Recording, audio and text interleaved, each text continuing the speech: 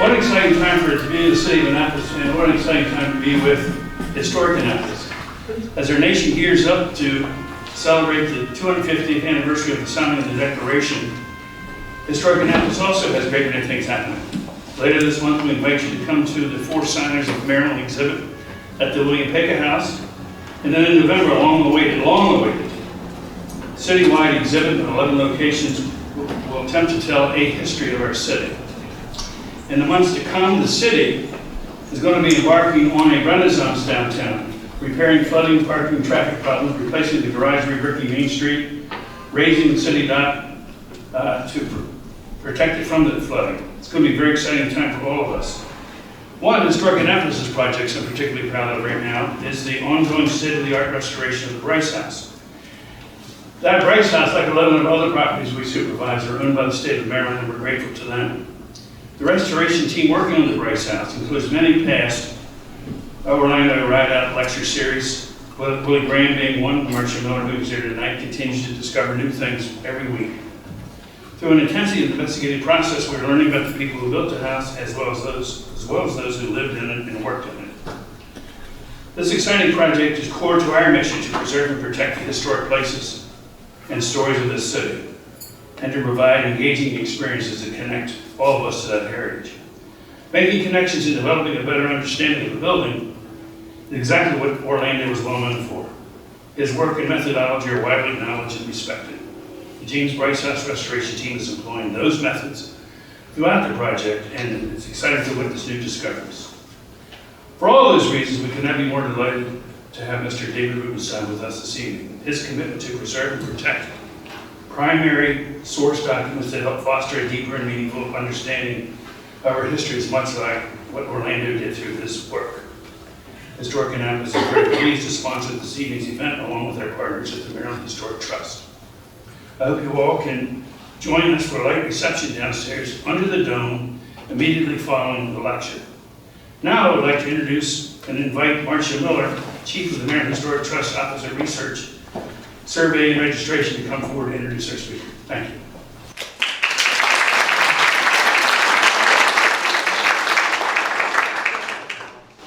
Thank you, Robert. Welcome everyone, and especially Barbara, Rachel, and Molly. It's so good to see you guys again. Thank you all for coming to support this important lecture series honoring the legacy of Orlando Ridout. Throughout his career at the span of the Maryland Historical Trust, Orlando focused on documenting and interpreting the built environment, seeking to understand what the architecture could tell us about how society functioned and how buildings were being used by those who lived and worked in them.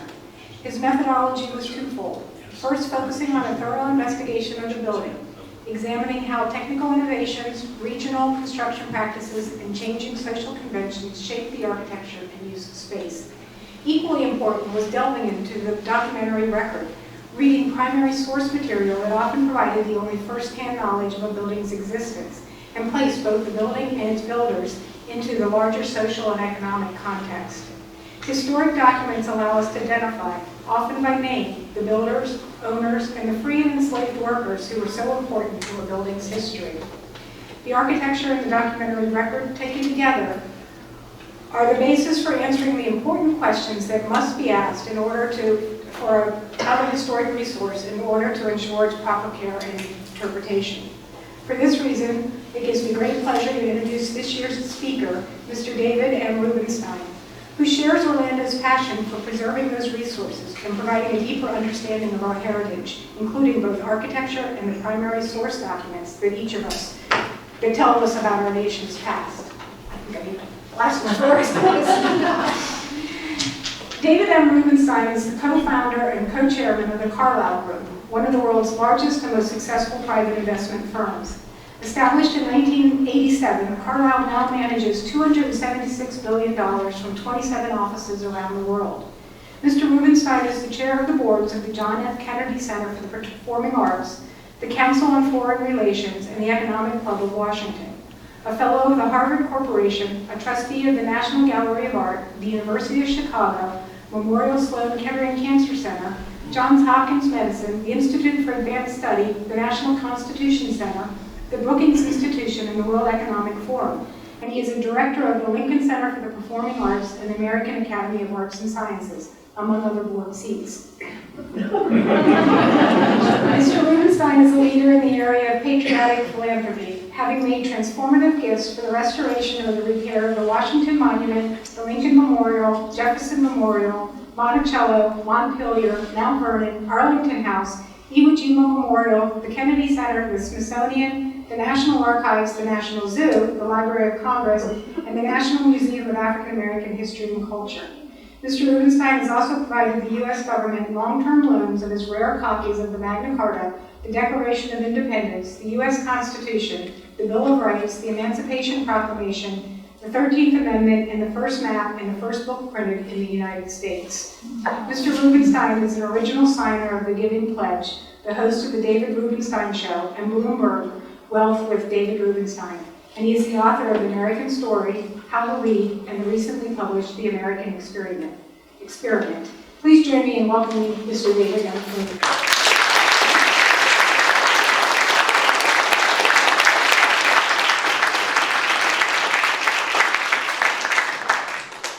Thank you for that very kind, overly generous introduction. But you forgot the most important thing. I'm a native of Maryland.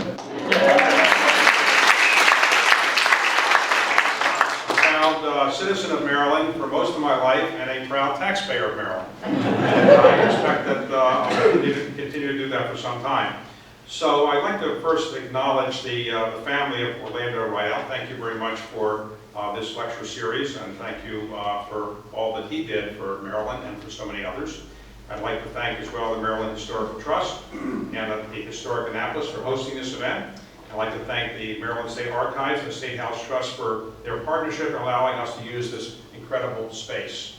So, how did somebody growing up in Baltimore decide to preserve the Magna Carta or the Washington Monument or anything else like that? I can't honestly tell you when I was growing up in Baltimore, it was the forefront of my mind. I was more interested in whether the Orioles were going to win the World Series or Johnny Unitas was going to win the Super Bowl. And those were much more important considerations for me, to be honest. But eventually, I got to Washington, D.C. I worked in the Capitol Hill, I worked in the White House, and I got a little bit of a sense of history, but I can't honestly say I decided all of a sudden I'm going to preserve some monuments and I'm going to preserve some documents. So how did it come about? Well, like most things in life, it's by serendipity. If I hired McKinsey and say, I got lucky in life, can you give me some ways I can give back to the country? They might have come up with a list of things, but probably it wouldn't have been as good as the things that came about by luck. And all of you have realized that luck is a big part in life, and so I was lucky. And let me tell you how this came about. What happened was, and I know people don't make good comments about investment bankers, and I'm not going to make one either, but an investment banker actually sent me an invitation. I was flying back from London and minding my own business, and I'm reading my mail, and there's an invitation from an investment banker saying, would you like to come and look at the Magna Carta? It's going to be on display at a building in New York. I said, well, okay, I'm flying to New York. I didn't really understand why the Magna Carta was there, because I thought it was in London. But I went there, and the curator, actually at Sotheby's, said, actually, there are 17 copies of the Magna Carta. There are different versions, 12, 15, and so forth. And that 15 of them are owned in British institutions, owned by the British government. And one is in the Australian Parliament. And that one was owned by a private family, had it in its possession for 500 years. They went land poor, and they decided to put it up for sale. Ross Perot heard about it. He sent his lawyer over there in the early 1980s. And the lawyer bought it for a modest amount of money, relatively speaking, by today's standards, but to them it was pretty expensive. He rolled it up in a tube and went through British Customs, and they said, what's in that tube? And he said, well, the Magna Carta. They said, oh, sure, go through it. So there's no export license. Ross Perot put it on display at the National Archives for a while, but for whatever reason, put it up for display, decided to sell it. And so this curator, either being a very good curator or a great salesperson, said, well, tomorrow night there's going to be an auction of the Magna Carta. I said, really? How can you auction it off? Well, Ross Perot's putting it up. And well, who's likely to win? Well, she said, well, I think somebody from Russia is going to win, or somebody from South Africa is going to win, or somebody from Saudi Arabia is going to win. These are the people that called me. And I said, uh-oh, that wouldn't be good, because as we all know, the Magna Carta, for all of its imperfections, was the basis for many of the things that are in our Declaration of Independence. And in fact, the Magna Carta probably had more influence in this country than it honestly did in England. So I said, well, wouldn't it be a good idea to keep the one copy of the 17th of the United States? And she said, well, come back and bid tomorrow. I said, well, I have to go back to Washington tomorrow. She said, well, figure out how to get back here. So I actually did. I rearranged my schedule. I came back, and of course, naturally, whenever you're trying to get to New York on time, the shuttles don't work, the planes don't work. And so I'm about a half hour behind schedule. I realized they're going to have the auction. I'm going to miss it. And so I got out of the cab and started running. You've probably seen these. There, and I get to Sotheby's. I'm sweating and everything. And she says, oh, I didn't know you were going to make it. Well, I said, I'm here to bid on the Magna Carta. I want to keep it in the United States. She said, and I didn't want to tell anybody I was doing this because it would sound presumptuous to tell your wife, well, I'm going to go buy the Magna Carta. I want to tell my children, they might say, how much less money might this mean for us? So it wasn't experienced at that time at Sotheby's, so I said, let me just go bid, give me a paddle. Right? No, go in a little room, you don't want to see everybody. So I'm in a room, they telephone, and you start bidding. And if you've done this, sometimes it's hard to hear. They start saying, here's the price, and the person on the phone says, wouldn't you like to bid? I said, well, that's pretty high. I don't know if I want to bid that high. So eventually, they said, you better bid or it's going to be over. So I said, okay, I'll bid. The next thing I know, it's sold. So the head of Sotheby's comes in and said, you just bought the Magna Carta. Who are you? I've never seen you before. And by the way, you have the money for this? Yeah, I think so. He said, well, you can slip out a side door, and nobody will know who bought it. Or there's 100 reporters there who want to know. I said, well, I don't mind telling people. So I went out and I said to the reporters, look, I got very fortunate in life. My parents didn't graduate from college or high school. My father worked in the post office, never made more than $7,000 or $8,000 a year in his life. And I got lucky in life. And now I want to make a down payment to the country on my obligation to give back to the country. So I'm going to make this a permanent loan to the National Archives. When I die, it'll stay there forever, so we have one copy in our country. And so I thought, okay, after I did that, I went to have dinner at the president of Citicorp's house. I was invited for dinner that night. His name was Chuck Prince. He said, David, you're a little late. I said, I'm sorry, but I just bought the Magna Carta. The next day, it was the front page of the New York Times. He said, David, he called me, he said, David, I thought you were making a joke. Nobody's ever come to my house before and actually bought the Magna Carta. So I did that. And then I started getting emails from people all over the world saying, well, if you really want to buy a Magna Carta for this much money, I have one. And so I eventually have a form letter saying, I don't want to corner the market in Magna Carta. So but then I got into preserving other documents, and I heard about a Declaration of Independence coming for sale, and I said, okay, I'd like to buy a Declaration of Independence, one of the most famous documents in Western history. And I started buying them, and I bought enormous numbers of copies of them, relatively speaking. There aren't that many, I'll describe it in a moment. And then I decided, okay, I would like to buy other things that are historic and preserve them. So I started buying copies of the Emancipation Proclamation. Lincoln signed a number of souvenir copies, and I bought a number of them. Or copies of the 13th Amendment, where the slaves were for freedom, the 13th Amendment, signed by Lincoln, though it wasn't technically necessary for him to sign it. And started buying historic documents, and I enjoyed it because I was preserving them. My theory, I'll describe why it's important in a moment, but I started doing that, and all of a sudden, another thing happened by serendipity. I'm the chairman of the Kennedy Center. Anybody here ever been to the Kennedy Center? Okay, so I'm the chairman of it, and I've been the chairman for a while, and on the board is the head of the Park Service. Somebody from the Park Service is right here. Okay. So John Jarvis, who was the head of the Park Service, was an ex officio member. And one day I was out in Washington, and there was a lightning in Washington, and the Washington Monument was hit by lightning, and it was cracked, and it was damaged. And so I called him up and said, John, you're in charge of this. What happened? He said, well, it's going to take years to get the money out of Congress. I said, forget it. I'll put up the money, forget Congress. So he said, okay, I don't know what it's going to cost. I said, don't worry about it. Just get it done quickly. So I decided I would do that just as a way to give back to Washington. All of a sudden, Congress got upset. They said, we don't get credit for doing anything good, so can we put up half the money? So I said, okay. So when they had the scaffolding up, some of you may have seen the scaffolding up, they asked if I wanted to go up to the top of it, and with Chris Ullman, where's Chris? Chris was there. Chris and I, were asked where we want to go up to the top of it, because they had scaffolding. You get to the very top of the Washington Monument, which is 555.5 feet. The reason is, the ancient Egyptians learned that if you build a obelisk, it will fall over if it's more than 10 times the size of the base. So for whatever reason, the base is 55 feet, so they realized they go up 555 feet. And they, as you may know, it has many different colors in it because they ran out of money initially. It was a stump for a while. Through the Civil War, it was a stump. Finally, it was a typical Washington project. It really started in 1832 and finished in 1890, I believe it was, around then. So typical Washington project, took a long time. So when the scaffolding is up, President Obama said to me, David, that scaffolding is great because there's LED lighting, and I can see it from my balcony, Truman balcony. He said, tell them don't take the LED lighting. I said, look, I can't control the LED lighting. It has to deal with the scaffolding. But when the scaffolding was up, the head of the Interior Secretary said to me, would you like to go up? And so Chris and I were asked to go up, and we got there. I thought it was an elevator on the outside, and we'd go up. And she said, no, let's climb. She said, I've climbed Mount Rainier 9 times. I said, well, I've flown over Mount Rainier 5 times.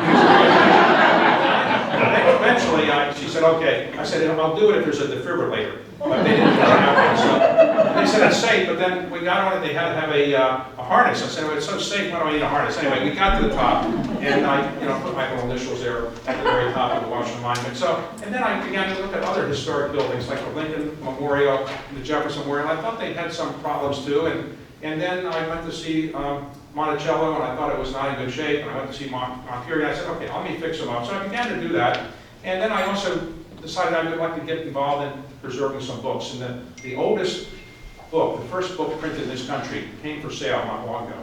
The first book printed in this country was a prayer book. It turns out that the Puritans, when they came over, they brought over Anglican prayer books. They didn't really like the Anglican church, that's why they left. But they were using Anglican prayer books. They decided to have their own prayer book. They eventually got, from the original Hebrew and the original Greek, they came up with their own prayer book. And they didn't have a printing press. They had no printing press. So finally, a printing press was sent over. And finally, in 1640, the first book printed in the United States was printed from this printing press that came over from England. And there were 7 copies of this book left. One church in Boston had 2 copies.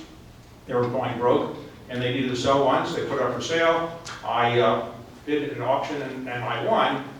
Unfortunately, they pointed out that it was the highest price ever paid for a book. So I didn't think that was such a great idea, pay that much. But then the person who sold it for the church said, we never thought we'd get anywhere close to that. I can't believe anybody paid that much for this book. Anyway, I bought that book, and it became the basis for a book collection I now have, where I have a large collection of books, and I have a large collection of documents, and I've been involved in preserving books and documents and buildings. Now, why do that?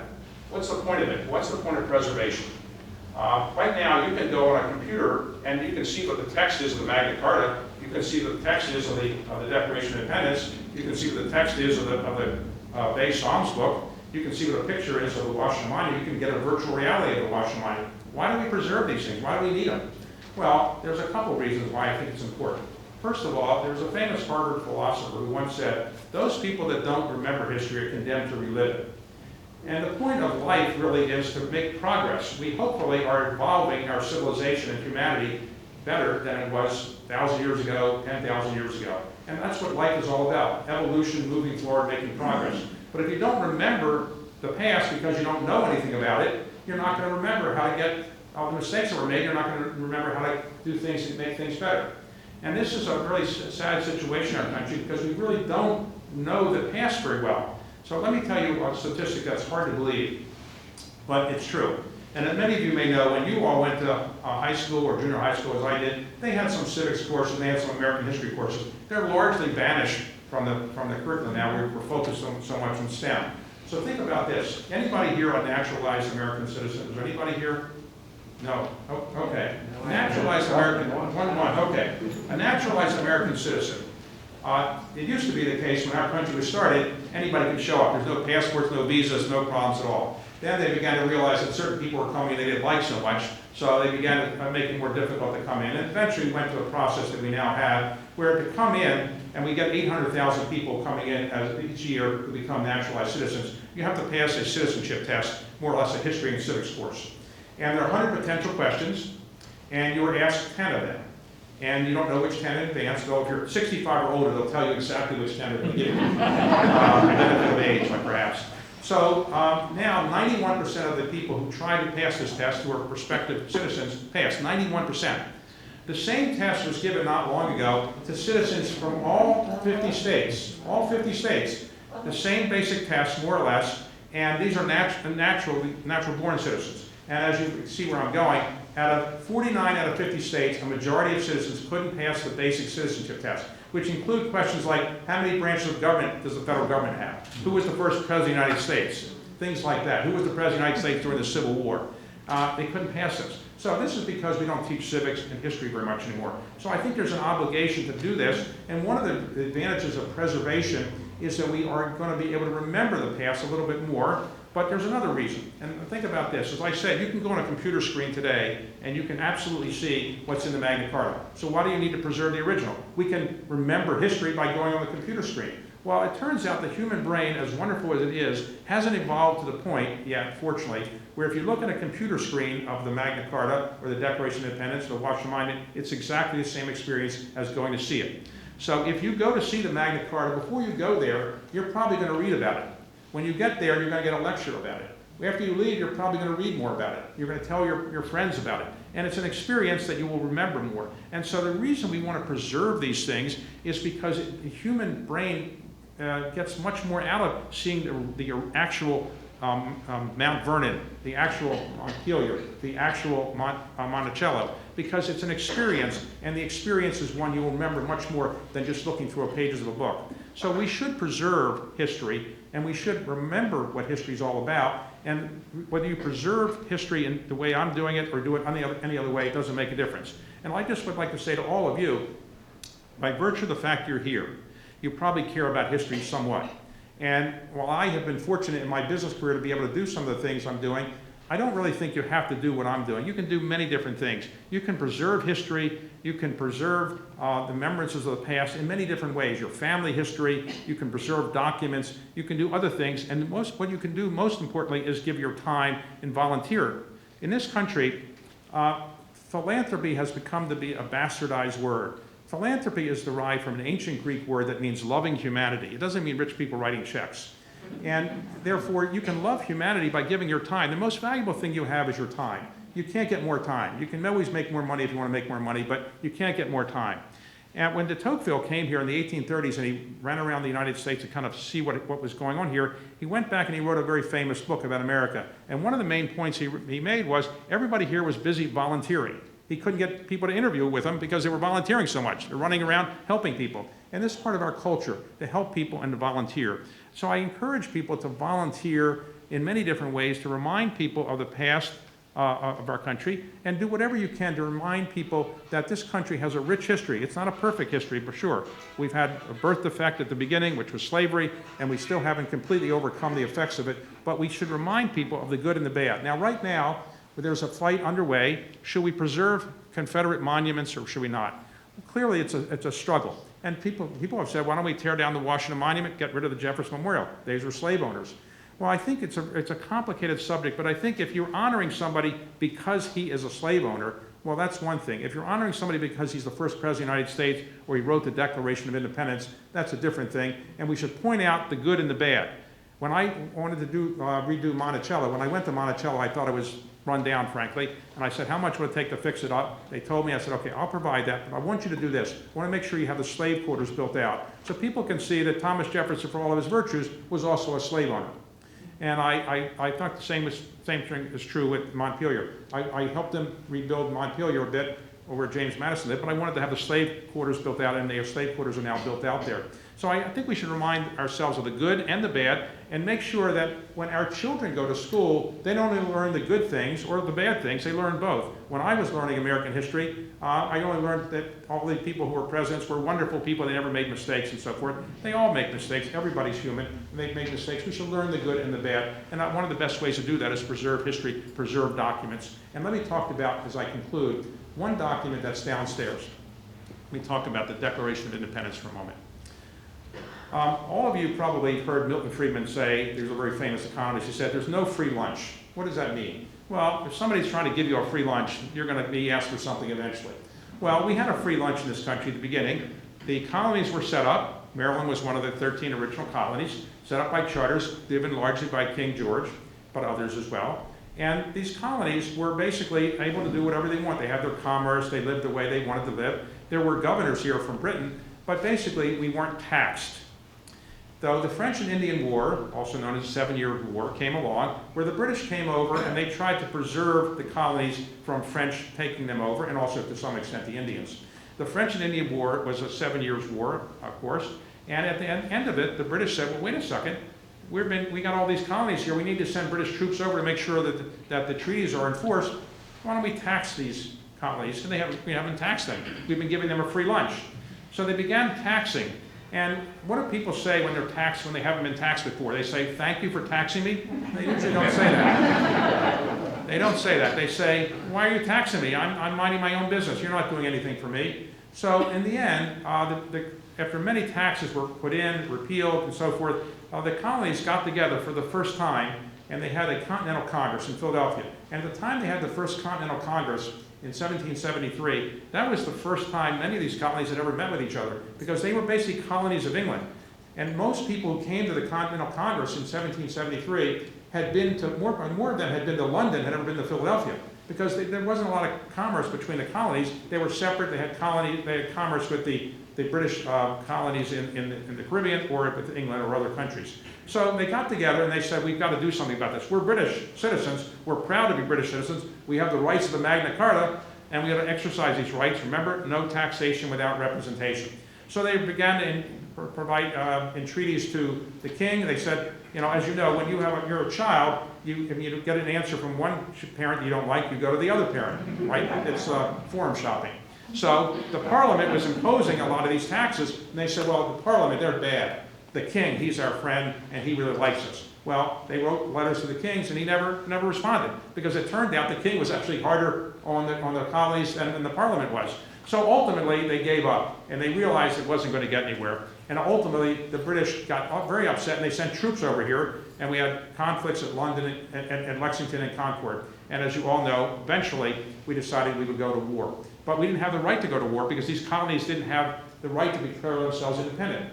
So John Adams, at the Second Continental Congress, which began in 1775, John Adams said with Richard Henry Lee, what we need to do is get a resolution for all these colonies, the representatives, to go back to their states and say, we have the right to be independent.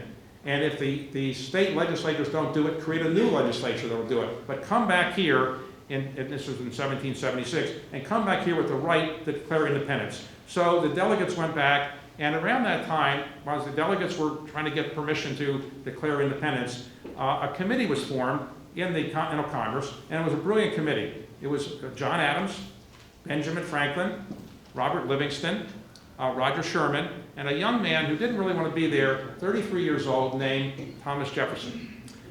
His wife was very ill. He really thought the action was in Virginia. He didn't want to be at the Continental Congress, but they implored him to stay, and he did.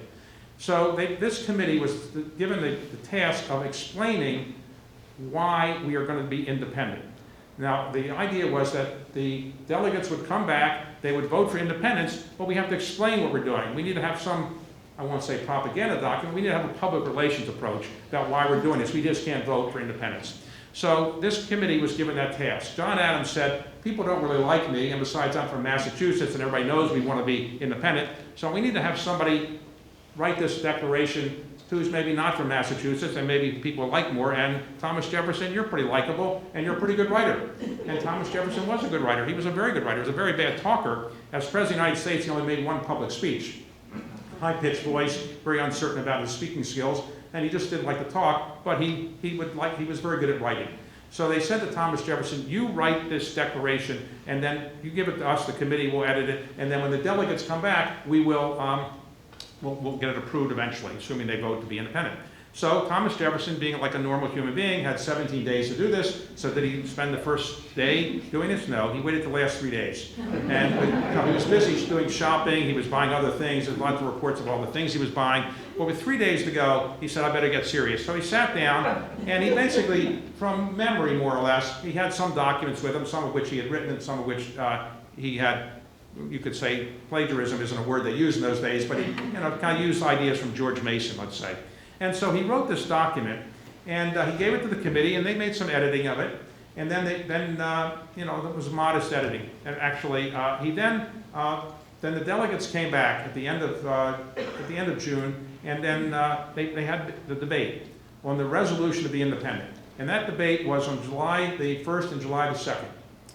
And at the end of July the 2nd, the delegates voted to be independent. Now, New York State wasn't there, because they were being invaded by the British, so the delegates couldn't get permission from New York State to really attend the Continental Congress. It was complicated, so they had delegations from 12 states. But they all voted to be independent. And John Adams wrote that night to his wife, Abigail, said, "This is going to be the most famous day in American history, July the 2nd, because this is the day when we declared ourselves independent from the British." So on the night of July the 2nd, right after that decision to be independent, unanimous, without New York, they took up the document that Thomas Jefferson had written. And Thomas Jefferson sat there silent for 2 days. He never spoke, but he was furious at what they did. He later said they had mutilated his document, and actually for 9 years, he wouldn't admit that he wrote it. Now, later, he said on his tombstone he wanted to have the first thing being the author of Declaration of Independence, but that was much later. He thought they had mutilated his document. They actually made 66 changes to them. And one of the most important changes they took out was a change where he had blamed King George for the slave trade. Now, they knew that King George wasn't responsible for the slave trade, but they also didn't want to mention slavery, and for a lot of other reasons they took that out. He was very upset about that. And so the Declaration of Independence that Thomas Jefferson drafted had 3 parts: the preamble, all the sins of King George, and what we're going to do about it.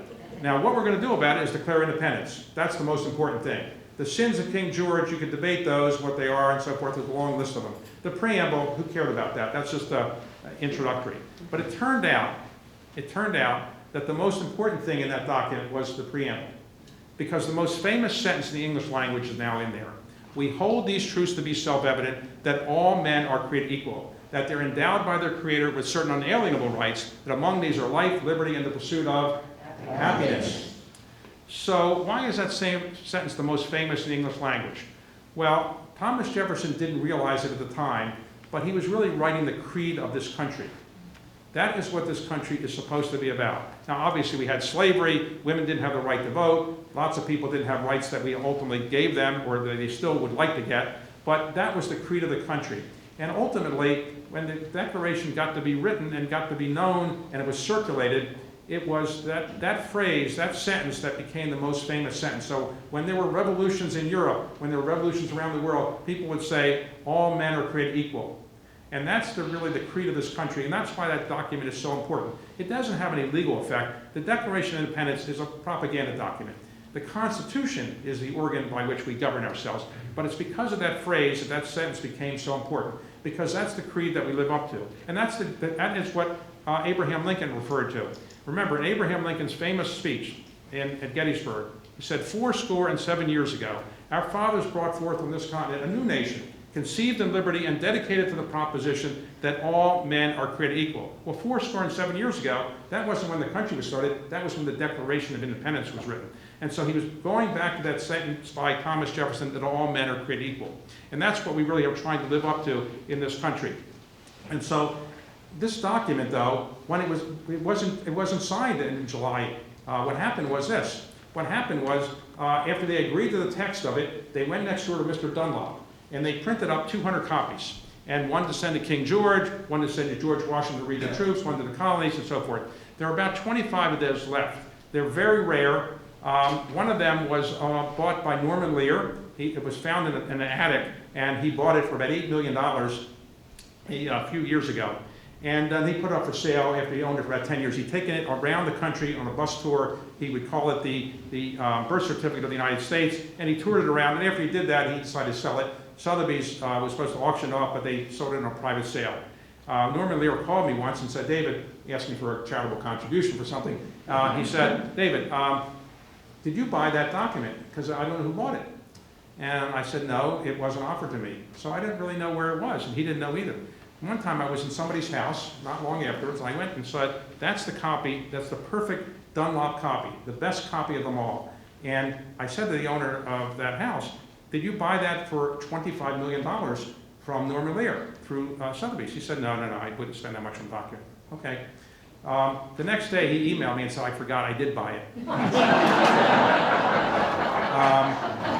That was Bill Gates. So he owns it. But actually what happened is, there are very few of those copies, but what happened is in August, New York State by then approved the independence, and so New York State basically came back, and they came and they gathered in Philadelphia in August. And that's where John Hancock put his famous Hancock on it, and that's when the delegates signed their name.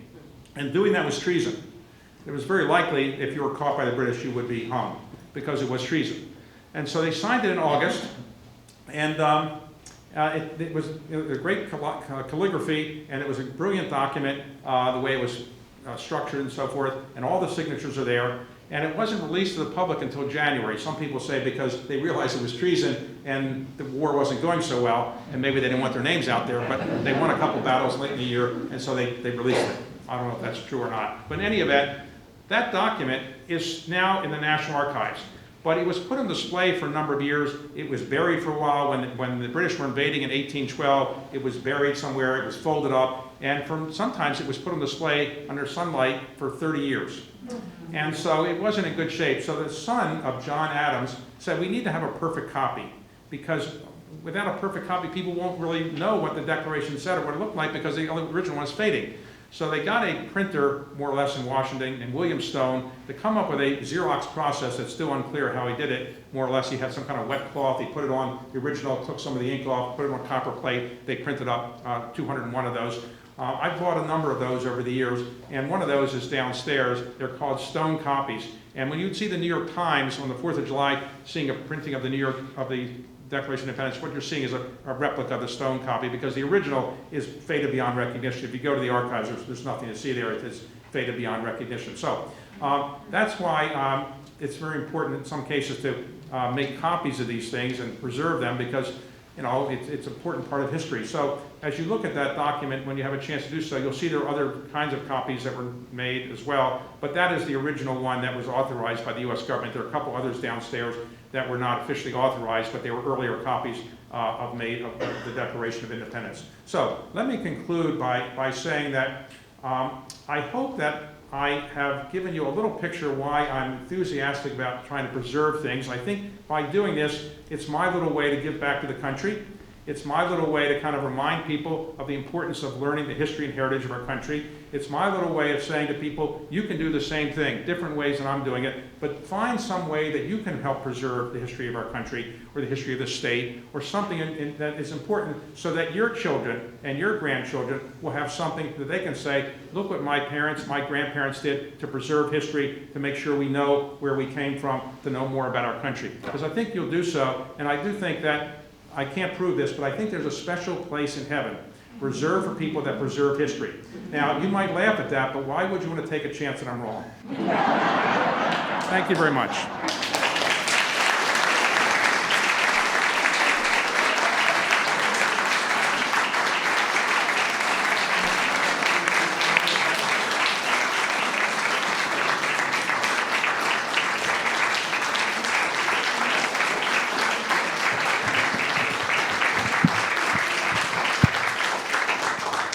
Thank you for such a wonderful speech this evening. We do have time for a couple of questions, so if anyone has some questions, we'll just call on people and I can repeat the question. Go ahead. Yes, do you see a change in civics education throughout the country? Is it still dormant, or are some folks working on trying to resurrect it the way it once was? Yes. There has been an effort of late to increase civics education. In some states, they are now requiring you to pass a citizenship test to get your driver's license, which I think is not a bad idea.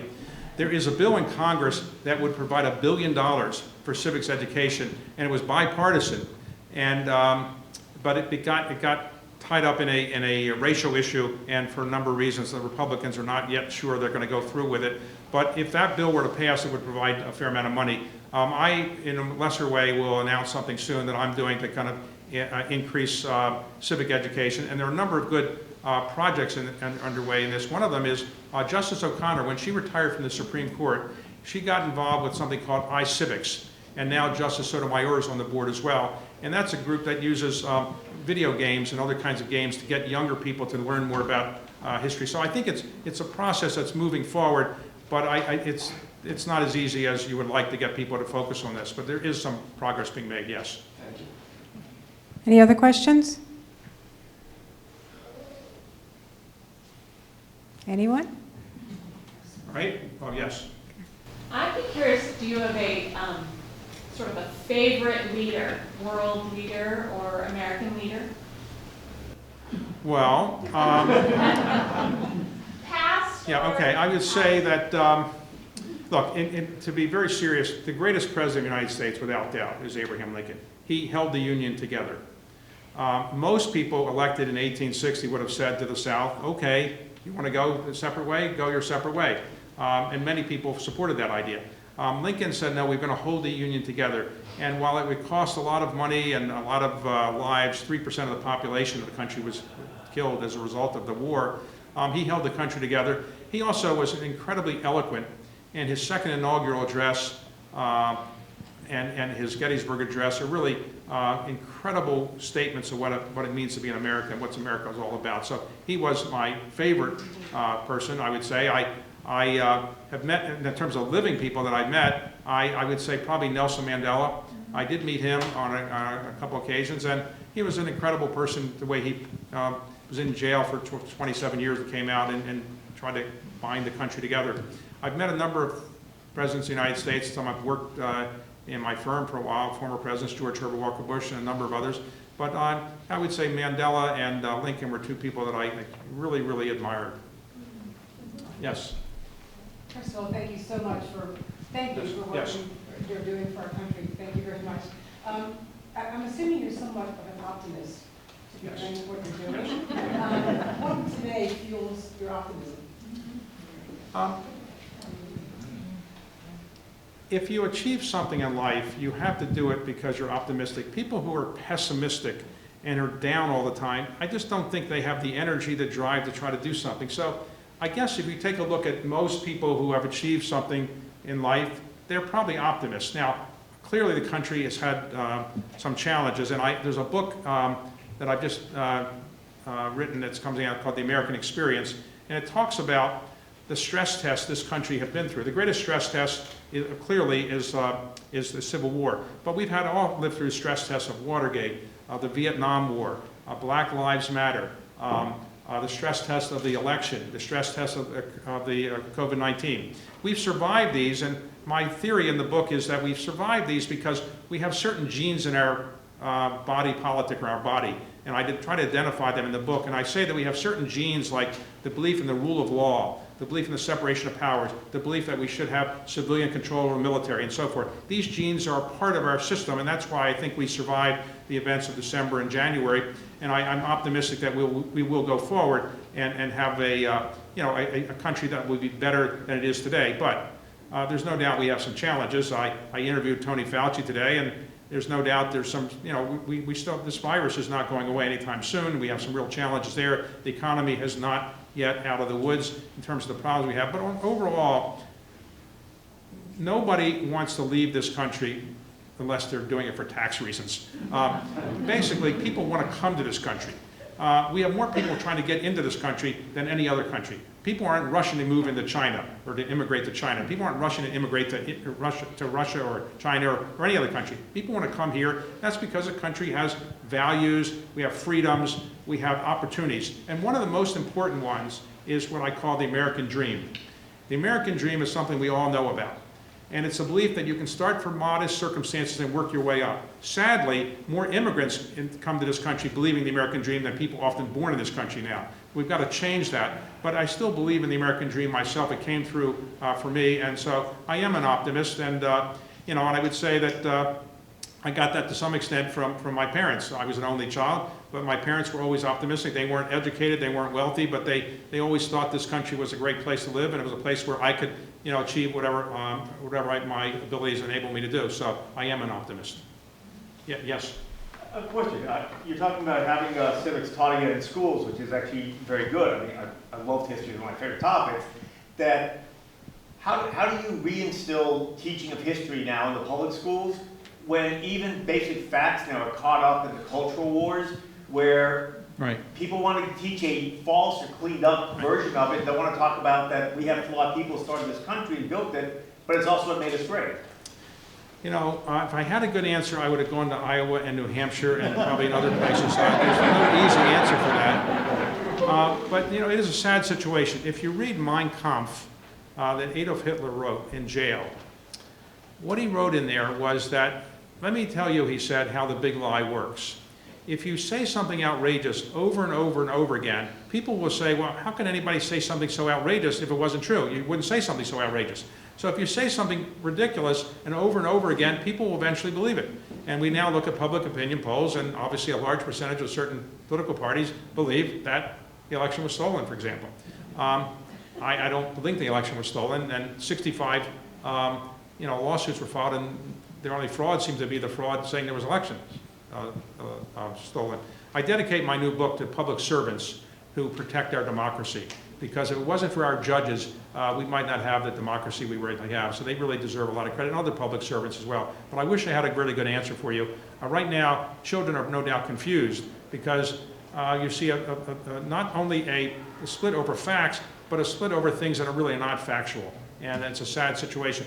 Nobody raises their children and say, Johnny or Janie, don't tell the truth, tell a lie, because you'll be better in life to do that. Why do people not do that? Why do people tell their children to tell the truth? Because there's an advantage to civilization and humanity if you tell the truth. But I think sometimes some people didn't listen to their parents, and they basically say things that are not true. And in some cases, they might believe that they're true, but they really aren't true, and they don't want to hear the evidence, in my view. Okay? So that's too depressing for everybody. Thank you. There's one more question over here. Of all the wonderful things that you have brought to preserve our country, and I appreciate every word that you said, what possession do you consider the most valuable to you personally? Well, I'll tell you, put it this way. The greatest pleasure I've gotten, to be honest, was from my mother saying I'd done something useful with my life. Because when I was growing up, my mother, she wasn't educated, and I was her only child. So when I became successful, and she was okay, she didn't really know anything about business, and so she didn't really appreciate, she didn't care about money, really. But when she passed away a few years ago, I went through all of her possessions, and I saw that the only thing she kept about me really was all the articles about my gifts. And she said to me, I remember many times, I'm really proud of what you're doing, giving back. And she didn't care about the money. So I think one of the great pleasures in life is having your parents see that you've done something with the life that they've given you. And so to me, the greatest possession I have is the memory that my mother was happy and my father was happy with what I did. And I also remind people, it's important, and I try to do this with my parents, honor them when they're alive. It's a lot easier than when they're not around, and so I tried to do that. I had things named after my parents and did other things to try to honor them, but I think it's very important to try to do that, and I'm blessed that I was able to do that. So I think that memory is more important than any of the physical things. Okay? Thank you.